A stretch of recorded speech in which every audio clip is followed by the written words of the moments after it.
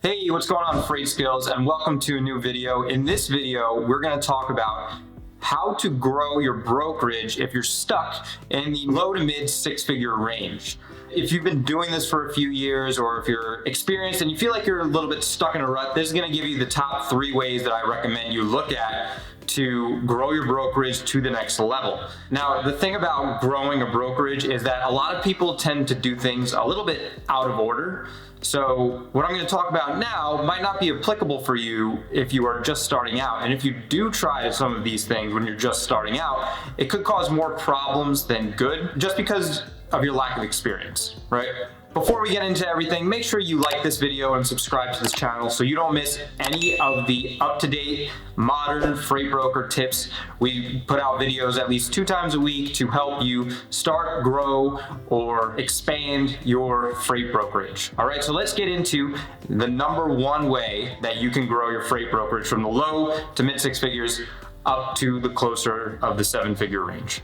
Now, the first thing is the lowest hanging fruit that you have in your brokerage, and that is to solicit your current customers for more service modes. A lot of people and brokers are stuck in this thinking that they should only stick to one thing, right? So maybe it's truckload or just LTL, maybe just flatbed, just drayage, whatever it is. But the information that you need and the skills to learn all of those freight modes isn't very different. What I mean by that is you don't have to invest much time to learn how to move LTL if you're already moving truckload, right? And it's that reason that I say that you shouldn't stick to a niche in trucking. You need to become a one-stop service provider for your customers so that they don't go out and start asking for quotes for people who are, right? If you want to compete with the big brokerages, the number 1 way to do so is to be able to do as many things as they can, right? You need to have a lot of tools in your tool belt so that if a customer needs help with something, you stop them from calling somebody else, right? In our brokerage, we have a full list of services. We do absolutely everything. So if a customer is on the phone with us and they say, oh, I had this truckload, but you know what, come to think of it, I think it has to go on a flatbed. No problem, we'll book that for you. Or they might say like, oh yeah, the shipment came in as a truckload, but it's actually an export container. No problem, we'll book that for you. You need to be able to say yes to anything that your customers throw at you.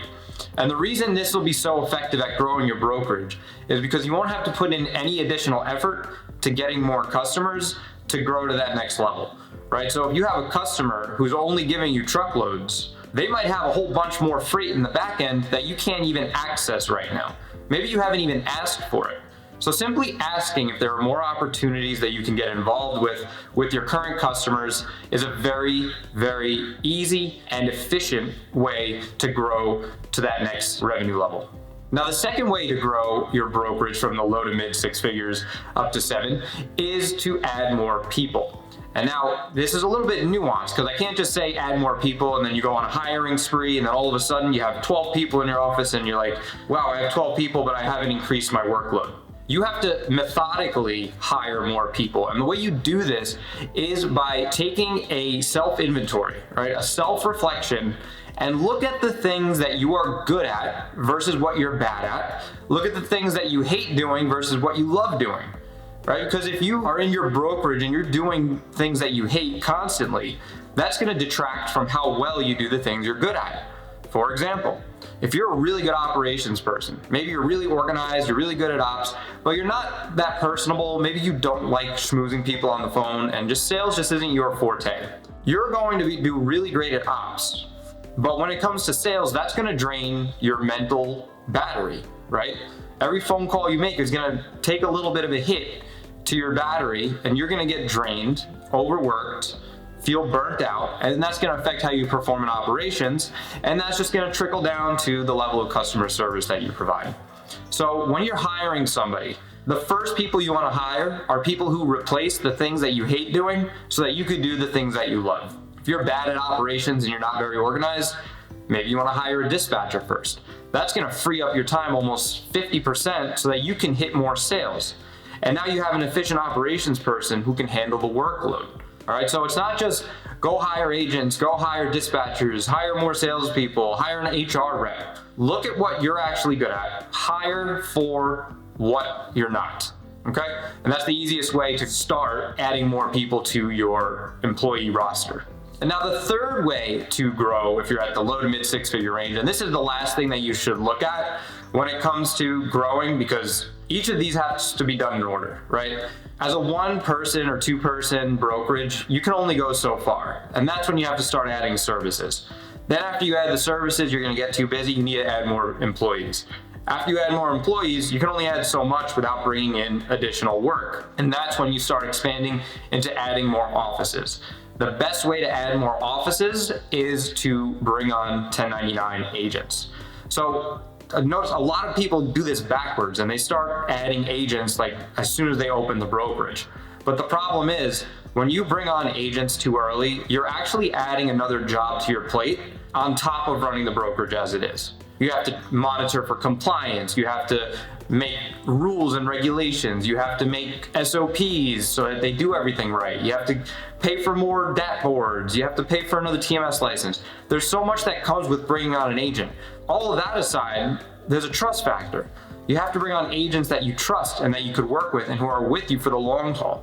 If you're not developed as a leader, they're just gonna come in, build a book off your back, leave, and there's nothing you can do about it because you're not big enough to spend a bunch of money on a lawyer to sue them.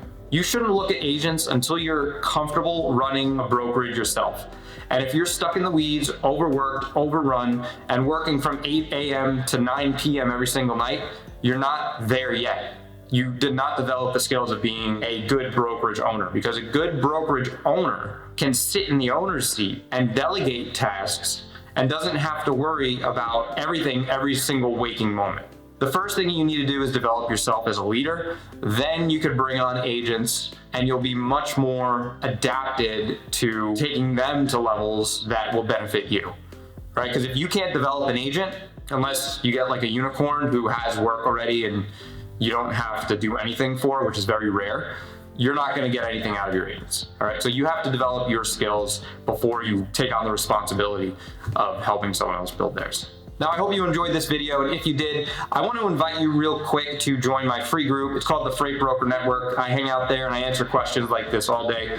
That link is down below, and if you want some more help with this brokerage growth, I do have a program. It's by application only, and it's down there in the description. Just look for the headline that says brokerage growth apply, and you can check it out. There's some information on that page about how I help brokerages grow to the next level, anywhere from startup to mid-sized brokerages. I teach you how to build systems, add value, and it gives you the opportunity to work directly with me and my team to help bring your growth to the next level. So that information is right down below, and until the next video, I'll see you soon.